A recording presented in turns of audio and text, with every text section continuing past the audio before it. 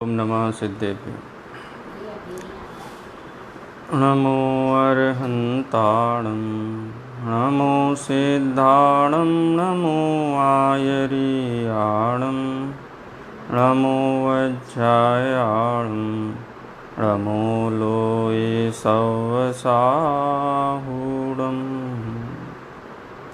नमः श्रीवर्धमानाय निर्धूतकलिलात्मने सालोकानां त्रिलोकानां यद्विद्यादर्पणायते। रत्नगण श्रावकाचार्य के शिक्षा व्रत अधिकार पर अपनी चर्चा भी चल रही है। इसमें सामायिक व्रत की चर्चा प्रारंभ की थी, जिसमें आचार्य समंतभद्र देव ने बताया कि एकांत स्थान पर बिना किसी व्यवधान के प्रसन्न चित्त होकर के मन वचन काय तीनों के योग को छोड़कर माने स्थिर होकर के मन वचन काय से स्थिर होकर के जो किया जाता है उसे सामायिक कहते हैं। और सामायिक के काल में जीव सर्व प्रकार के मन वचन काय के व्यापार को छोड़ करके मन में किसी भी प्रकार के क्रोध मान माया लोभ बैर भाव को छोड़ करके और अंतरात्म विनिवृत्तया माने मन में चलने वाले जो सूक्ष्म संकल्प विकल्प हैं उनका भी त्याग करके एक स्थान पर बैठ करके जो करता है उसे त्याग कहते हैं, उसे सामायिक कहते हैं। और सामायिक उपवास एकासन जिस दिन किया हो उस दिन विशेष रूप से सामायिक आदि करने चाहिए। ये चर्चा अपनी पूरी हुई थी। पहले तो 100वें नंबर के छंद में तो आचार्य ने ये कहा था कि व्रत आदि के दिन उपवास आदि के दिन करना चाहिए, लेकिन ऐसा नहीं कि उपवास के दिन ही करना चाहिए। उपवास के दिन तो सबको करना चाहिए, लेकिन जो व्रती श्रावक हैं वो प्रतिदिन करते हैं। आलस्य को छोड़ करके 5 प्रकार के पापों को पूर्ण रूप से त्याग करके अणुव्रतों का सेवन करते हुए और जो व्रती जीव हैं वो प्रतिदिन सामायिक करते हैं। सामायिक के 2 काल हैं। वैसे तो संध्या काल में होता है 3 होते हैं, लेकिन अणुव्रती ग्रस्तों के जीवन में 2 बार तो सामायिक नियम से होता है। पहला सामायिक का वैसे सामायिक प्रतिमा भी है, जिन्होंने सामायिक प्रतिमा ली है वो तो नियम से करते हैं। सामायिक प्रतिमा से जो नीचे वाले हैं दर्शन प्रतिमा व्रत प्रतिमा, वो प्रतिमा वाले जो जीव हैं वो व्रतों के दिन में नियम से सामायिक करते हैं, ठीक है। और शेष जो अणुव्रती जीव हैं वो प्रतिदिन सामायिक करते हैं। जैसा कि यहाँ बताया सामायिकम प्रतिदिवसम यथावद अप्य अनलसेन चेतव्यम, बिना आलस्य किए प्रतिदिन सामायिक करते हैं। किन कालों में करते, कालों की चर्चा भी आगे वैसे आएगी, लेकिन अगर अपन संक्षेप में कहें तो प्रातः काल संध्या जो काल होता है, संध्या का मतलब होता है संधि जुड़ने का काल। संध्या का मतलब वैसे लोक में तो ये प्रचलित है, संध्या माने शाम, लेकिन संध्या का मतलब संस्कृत में शाम नहीं होता है। संध्या का मतलब होता है जिस समय योग हो मिले, जैसे रात्रि और दिवस का योग होता है सुबह में, रात्रि और दिवस का, ठीक है। ऐसे ही दोपहर का जो मध्य जिसको बोलते हैं ना मध्याह्न में क्या होता है कि दिवस की का जो चढ़ाव पूरा होता है और उतार प्रारंभ होता है, उसको भी संध्या काल कहा जाता है। ऐसे ही सायंकाल को दिन और रात का संधि काल, उसको संध्या काल कहा जाता है। और रात्रि के अंतिम पहर में जिसको 12 बजे बोलते हैं, उस समय भी सामायिक उसको भी संध्या काल कहा जाता है। इसलिए ना तीर्थंकर भगवंतों की 3 बार तो नियम से दिव्य ध्वनि खिरती है, और विशेष अवसर पर रात्रि अर्धरात्रि को, वो भी एक संध्या काल है, उस समय भी विशेष खिरती है। लेकिन अणुव्रती श्रावक सुबह और शाम दोनों संध्या कालों में सामायिक करता है। ऐसी चर्चा ग्रंथों में आई है। आज हम 102 नंबर का छंद पढ़ेंगे कि जिस समय सामायिक में कोई श्रावक बैठता है तो उसकी वृत्ति कैसी है, तुलना की है। जैसे दिग्व्रत में मुनिराजों से तुलना की थी, महाव्रतियों से तुलना की थी, देश व्रत में महाव्रतियों से तुलना की थी, और यहाँ पर भी सामायिक के काल में समझ लो कि वस्त्र उपसर्ग हैं, सामायिक में जो विराजमान जीव है ना, वस्त्र भी उसके लिए उपसर्ग के समान है। वस्त्र रूपी उपसर्ग को धारण किए हुए मान लो मुनिराज ही की तरह वो सामायिक के काल में श्रावक की स्थिति होती है। देखो 102 नंबर के छंद में,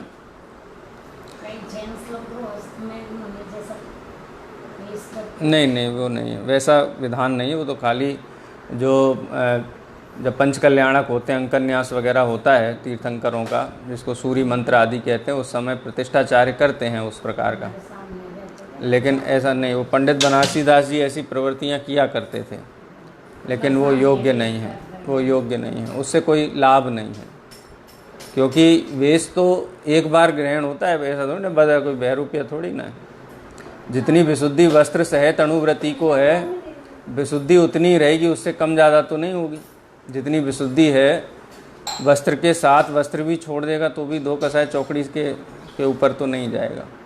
हाँ, वस्त्र इस प्रकार के नहीं पहनते हैं सामायिक के काल में, सिंह मुकुट और कुंडल और हार और पूरा डेकोरेशन के साथ नहीं बैठते हैं, है ना ख्याल में। देखो छंद पढ़ते हैं, सामायिके सारंभा परिग्रहा नैव सन्ति सर्वेपि चेलोपसृष्ट मुनिरिव गृहीतदा याति यति भावम। क्या कहते हैं आचार्य? गृहीतदा याति यति भावम। ग्रही माने गृहस्थ, याति माने प्राप्त होते हैं। किस भाव को प्राप्त होते हैं? यति भावम। यति किसे कहते हैं? मुनिराज को। कि सामायिक के काल में जो गृहस्थ हैं वो यति भाव को प्राप्त होते, फिर मुनियों जैसा जीवन हो जाता है। मुनियों जैसा जीवन का मतलब कि 6 काय जीव न हननते, 6 काय के जीव की हिंसा का त्याग करके, जितने भी 8-10 सहस विधिशील धर निज ब्रह्म में चित्रम रहे, सर्व प्रकार के जो भेद प्रभेद हैं, सर्व प्रकार के असत्य के त्याग पूर्वक, चौरी के त्याग पूर्वक, कुशील के त्याग पूर्वक, और उस काल में सर्व परिग्रहों से भी दृष्टि हट गई है। आचार्य समंतभद्र देव तुलना कर रहे हैं। कोई सामान्य व्यक्ति कहे तो अपन प्रश्न चिन्ह लगा सकते हैं, लेकिन परम दिगंबर मुनिराज जब स्वयं अपने मुख से प्रशंसा कर रहे हैं श्रावक की यहाँ पर, हालांकि ऐसी प्रशंसा से अणुव्रति श्रावक कोई ऐसा वो नहीं होता है। वो कहता है कि अरे भगवान, आप 3 कसाय चौकड़ी के अभाव वाले जो जिस शुद्धोपयोग का पान करते हैं, आनंद का पान करते हैं, आनंद हैं में मग्न रहते हैं, वैसा आनंद हमको कहाँ है। लेकिन मुनि भगवान तुलना कर रहे हैं, ग्रही तदा याति यति भावम, कि जो गृहस्थ है वो यति भाव को प्राप्त होता है। कैसे मुनि हैं? यति भाव तो कहा, लेकिन कैसे मुनि हैं? तो निर्वस्त्र मुनि नहीं कहा। यदि सामायिक के काल में गृहस्थ निर्वस्त्र होकर के साधना करता तो आचार्य देव यहाँ विधान करते ना, उसका ग्रंथ में बताते।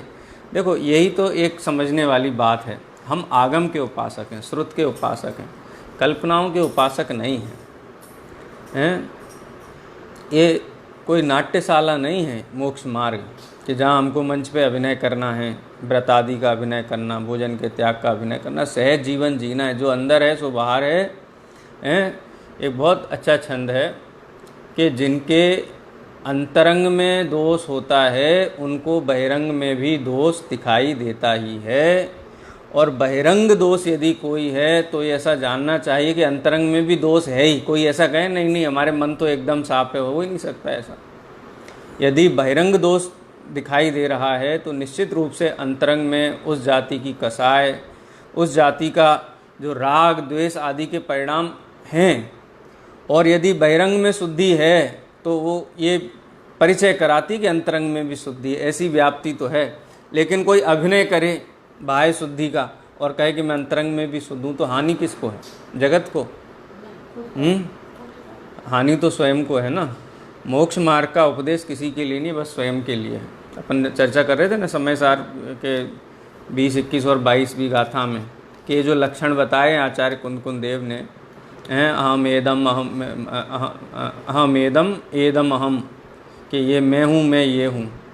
कैसे किसकी पहचान कर सकते हैं अपन इन लक्षणों से?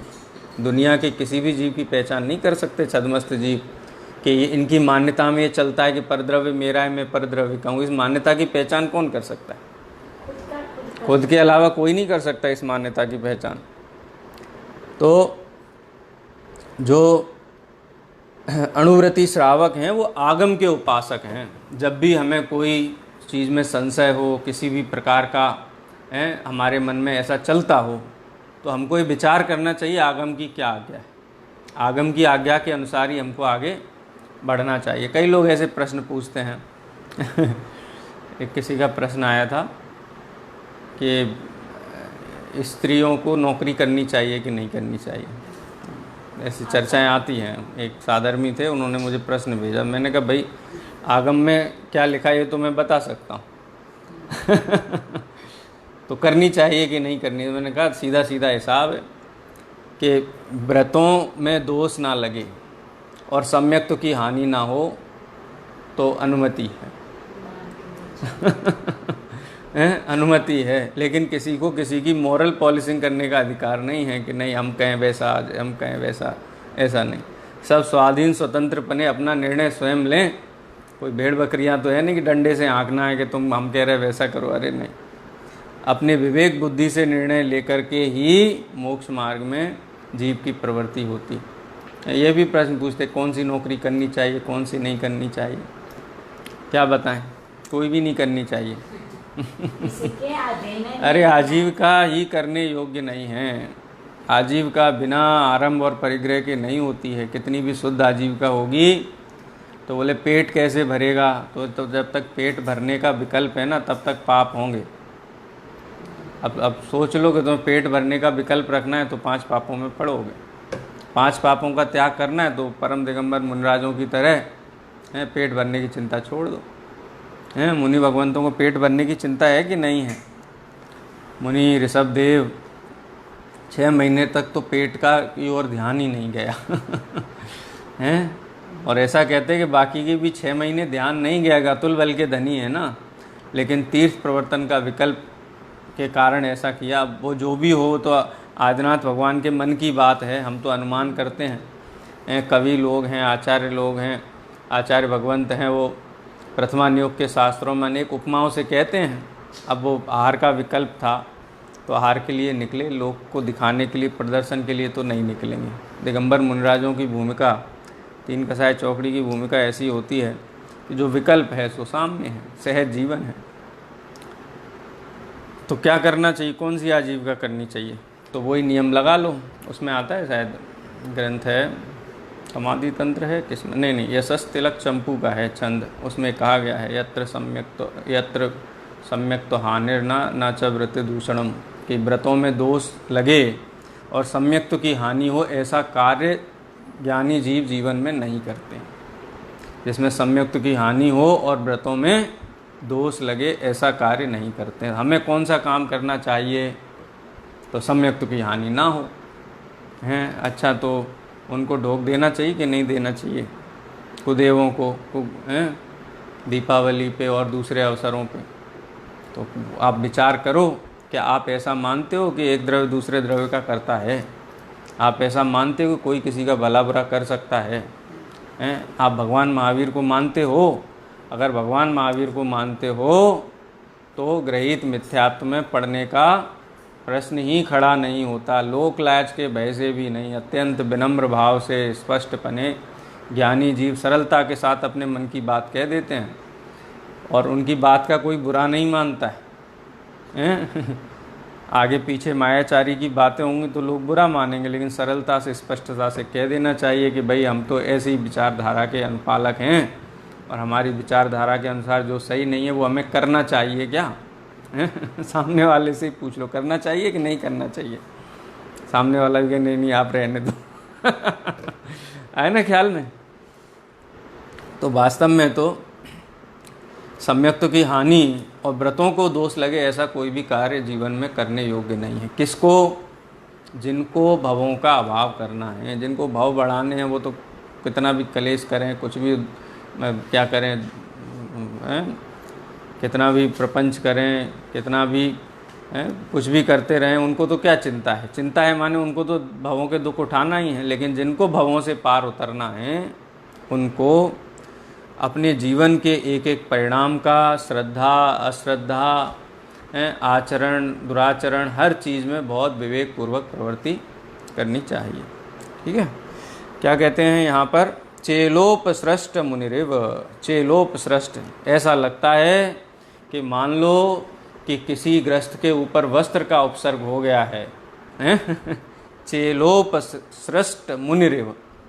चेल, चेल माने होता है चेल, चेलक बोलते हैं, चेल चेल छुल्लक शब्द बना है ना, छुल्लक हैं, वस्त्र सहित हैं इसलिए चेलक। चेला शब्द भी यहीं से निकला है। हैं, दिगंबर जो धर्म है वो अनादि निधन है। मुनियों के अनुयायी जो होते हैं ना, श्रावक, उनको कहते हैं ये चेलक हैं, श्रावक चेलक हैं। क्यों? क्योंकि मुनियों के चेला हैं ना, वस्त्र सहित हैं, इसलिए चेलक हैं। तो क्या कहते हैं यहाँ पे, चेलोपसृष्ट, कि मान लो कि किसी मुनि के ऊपर ही वस्त्र डाल दिया हो, इस प्रकार वस्त्रों से अत्यंत भिन्नता का अनुभव करते हुए सामायिक करते हैं। अब अपने लिए तो भरत चक्रवर्ती का उदाहरण है कि भरत चक्रवर्ती सामायिक करते थे, तो उनका मुद्रा देख करके कवि इस प्रकार की कल्पना करते थे कि मान लो कोई मुनि भगवंत के ऊपर ही वस्त्र का उपसर्ग हुआ हो। इतना निष्प्रय भाव है, सर्व प्रकार के मुकुट आभूषण आदि त्याग करके सामायिक के काल में खड़े होते थे। अंगुली की अंगूठियाँ भी, इतना शरीर शिथिल हो जाता था कि वो भी गिर जाती थी। खैर, अंगूठी की अंगुलियां गिरने से सामायिक सही होता है ऐसा नहीं सोचना चाहिए। नहीं तो ढीली ढीली अंगूठी पहन के खड़े हो जाओ कि तो हमारी भी गिर जाती है, हम भी भरत चक्रवर्ती की तरह हमारा भी सामायिक है, वो वाली बात नहीं है। कवि की उपमा है, नहीं गिरे तो, किसी की नहीं गिरे तो उसका सामायिक सच्चा नहीं है। अरे भाई, कवि प्रशंसा भाव में वास्तव में वो ये समझाना चाहते हैं कि देह के प्रति कितना विरक्त हैं, उपयोग है वो कितना आत्म केंद्रित है उनका, है समय में कितना एकाग्र है। हाँ, शरीर इतना शिथिल।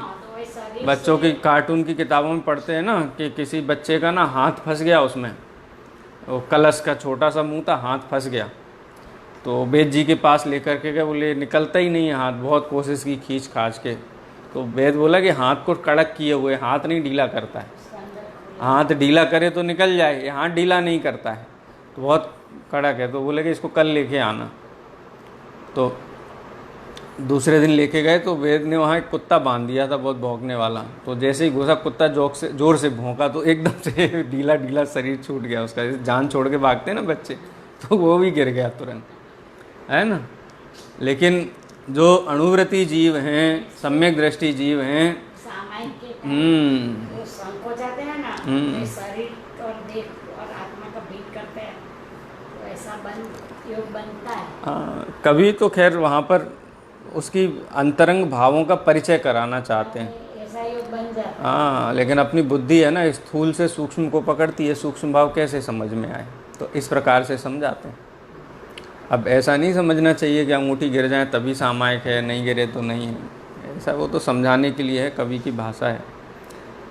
हमको थोड़ा, इसीलिए कहते हैं ना, थोड़ा साहित्य व्याकरण का ज्ञान होना चाहिए, क्योंकि साहित्य भाषा में लिखा गया है ना, भाषा की अभिव्यक्तियाँ। अब यहाँ पे यति भावम कह दिया, अब कोई डंडा लेके खड़ा हो जाए, देखो श्वेतांबर कहेगा देखो यति भावम लिखा है ना, ग्रही को भी मुनि की तरह हो जाता है शुद्धोपयोग, बोले वो बात नहीं है।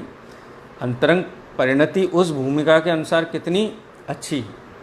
अब कोई 2-3 साल का बालक है, वो 10वीं की कक्षा के कोई प्रश्न बहुत अच्छे से सीख लिया, उसने अभ्यास कर लिया, हल कर देता है, तो क्या कितना होशियार है, तो बड़ा है, बिल्कुल बड़ा हो गया अभी से, तो वास्तव में बड़ा हो गया है क्या? तो ये उपमा के द्वारा समझाने के लिए बात है। कैसे सुशोभित होते हैं सामायिक में स्थिर श्रावक, चेलोपसृष्ट मुनिरेव, कि मान लो वस्त्र सहित, वस्त्र का जिनके ऊपर उपसर्ग हुआ है, ऐसे मुनि के समान ग्रस्त जीव यति भाव को ही प्राप्त करते हैं। लेकिन भेद विज्ञान इतना रखना चाहिए, थोड़ा कर्णान्योग का चश्मा भी यहाँ लगा के देखना चाहिए। आचार्य को वो ध्यान में है,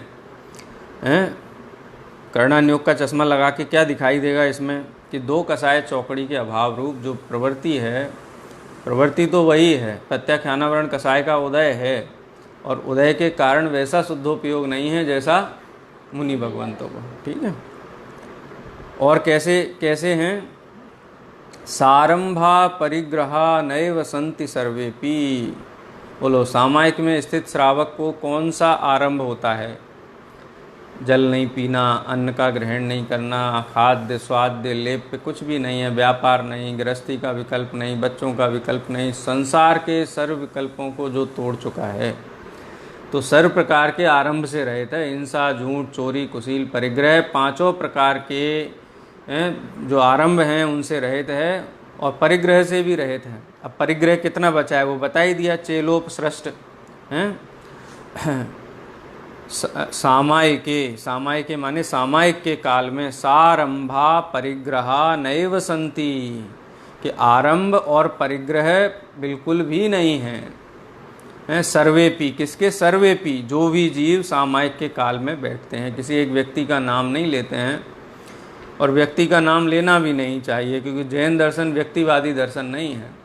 यहाँ तो जो जीव पुरुषार्थ करता है, ये वस्तु का स्वरूप है। यहाँ तो क्या कहें, विश्व में जो जीव पुरुषार्थ करता है उसी के अनुसार वो फल पाता है। 5 पापों का पुरुषार्थ करता है तो नरक त्रिअंश पाता है, शुभ भाव रूप परिणमित होता है तो थोड़ी गतियाँ अच्छी हैं, जिनमें मनुष्य देवादि गतियाँ हो जाती हैं, और जो स्वभाव का पुरुषार्थ करता है वो जीव मुक्त हो जाता है।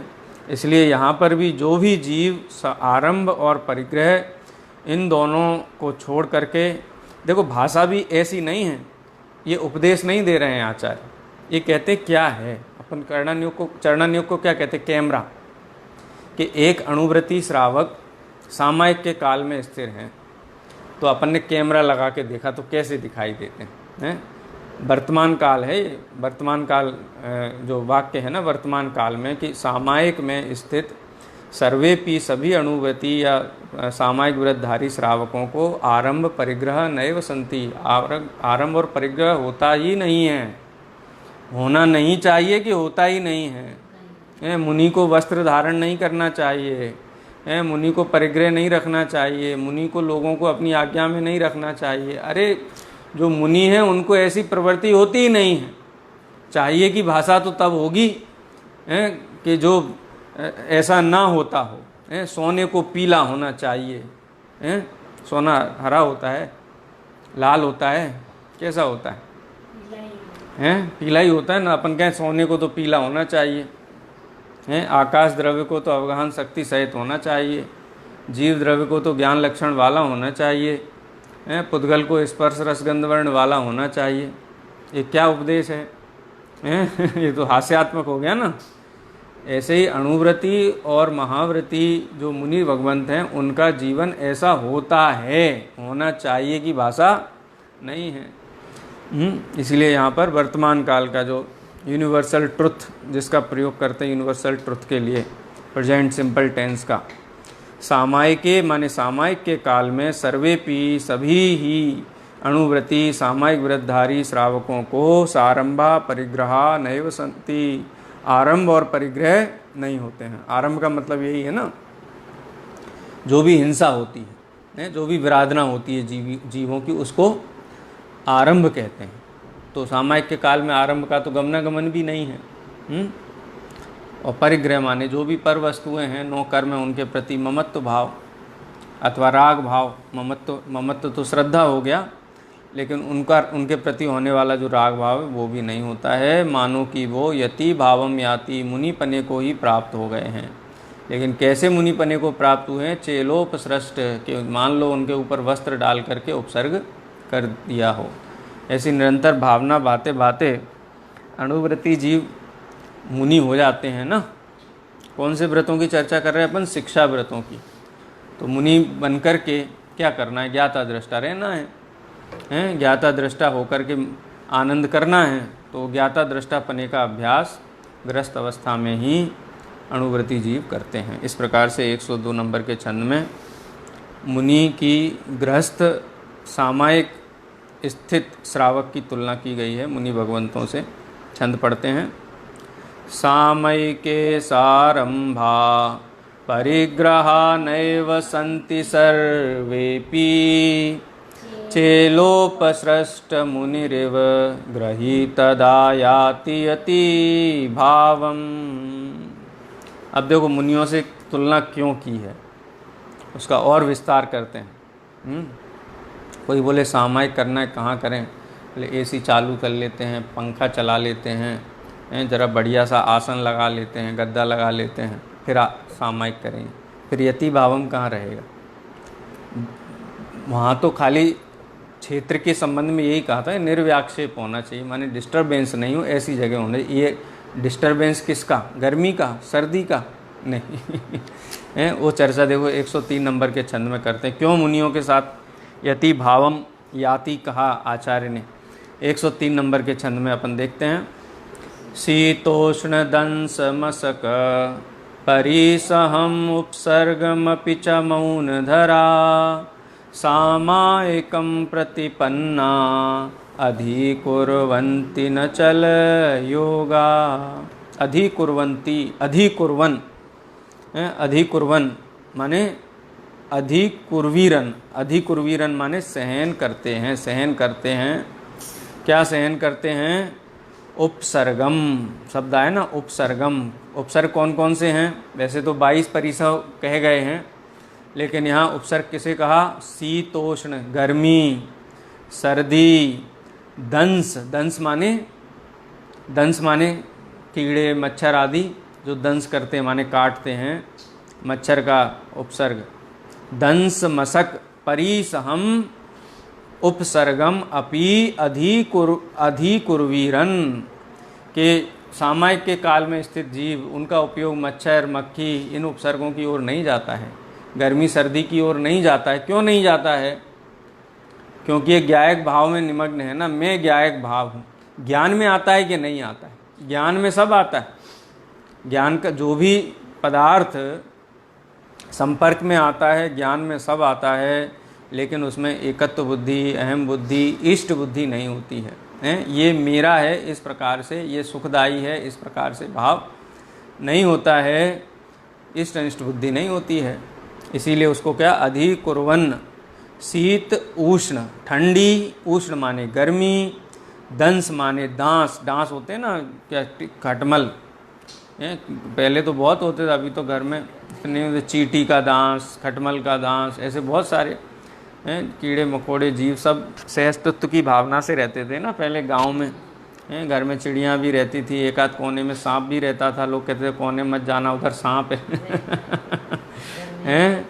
घर में गाय भैंसें, चिड़िया, बकरियाँ, भेड़, सब कुत्ते भी 2-4 दरवाजे पे हमेशा बैठे रहते थे। पूरी सहअस्तित्व की भावना से पहले रहते थे। अब स्वार्थी हो गए हैं, अब सहअस्तित्व तो नहीं है।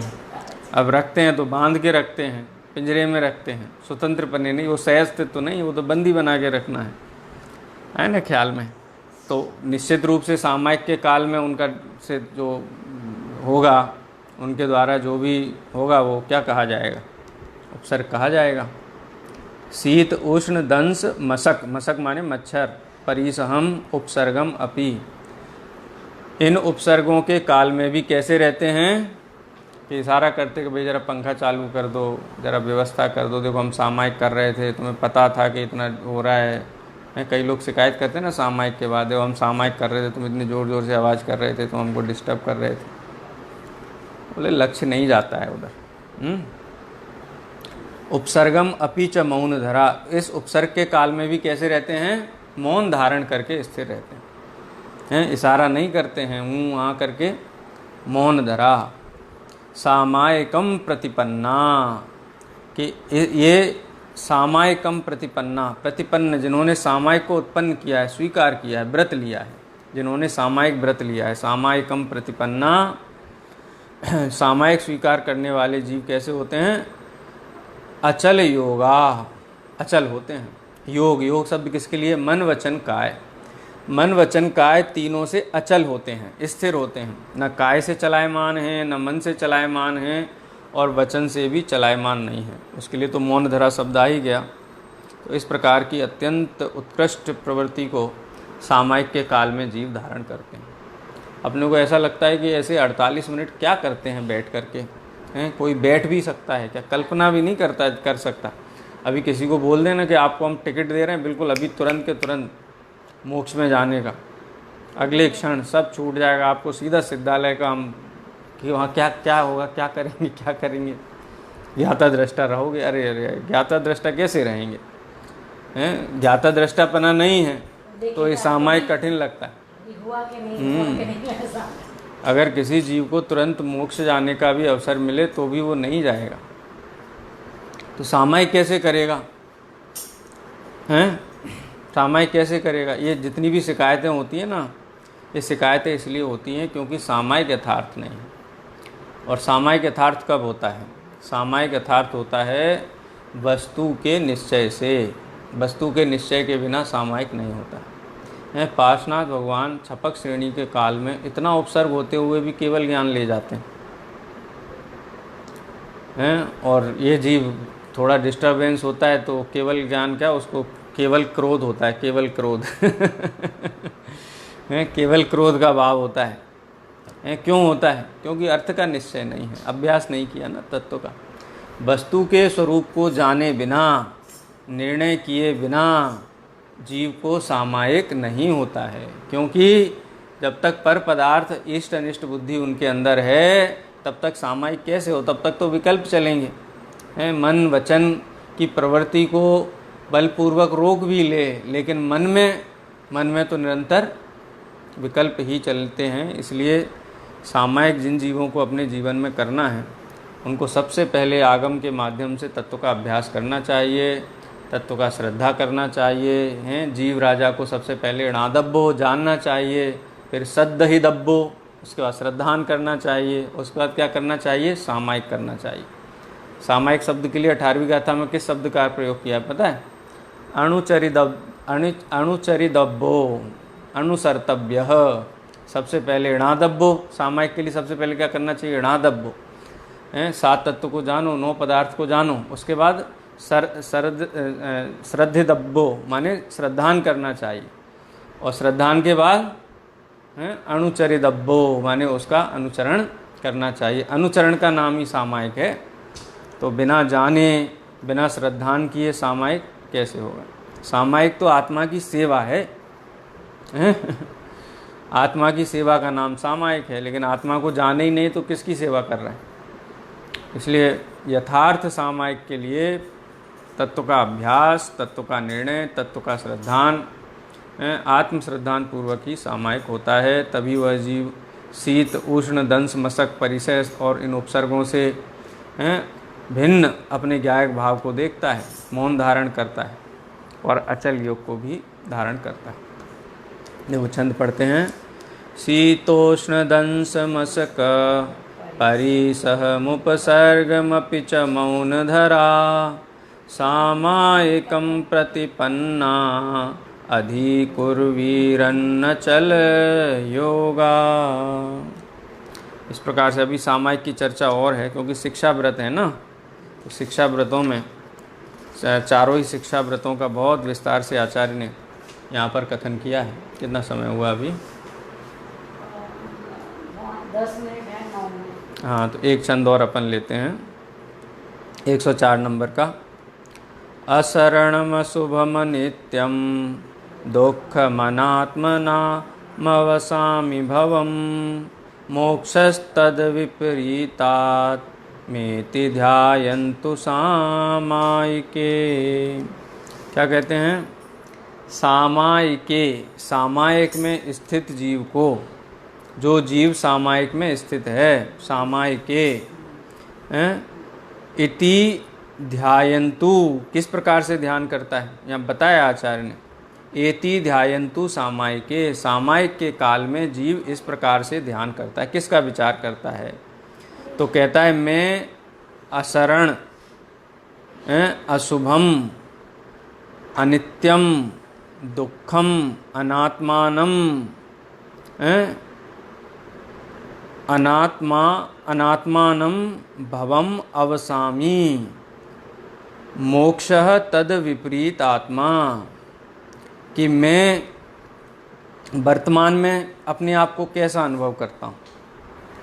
कैसा अनुभव करता हूँ? अशरणम, असरण अनुभव करता हूँ, वर्तमान में असरण अनुभव करता हूँ।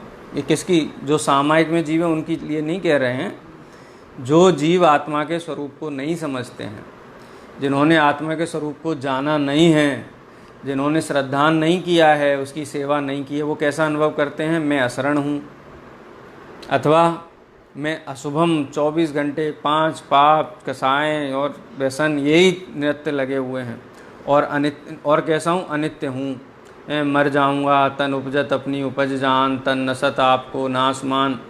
इस प्रकार से अनित्य, दुखम, निरंतर दुखी हूँ, हमारे पास ये नहीं है वो नहीं है, अनेक प्रकार के विकल्पों को करता है। और कैसा, अनात्मानम, आत्म स्वरूप को न जानता हुआ है, शरीर में ही अहम बुद्धि की हुई है, शरीर में ही अहम बुद्धि और ममत्व बुद्धि जिसने की हुई है, भवम, ऐसा संसार में अवसामी, ऐसा अज्ञानी जीव विचार करता है।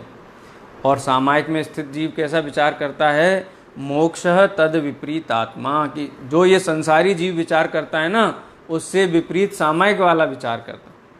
सामायिक कर लो भैया, नहीं तो भाव बिगड़ जाएगा, नरक में चले जाएंगे, तिरंच में चले जाएंगे, असरण है क्या, असरणता का विचार करता है। नकारात्मक विचारधारा का नाम सामायिक है क्या।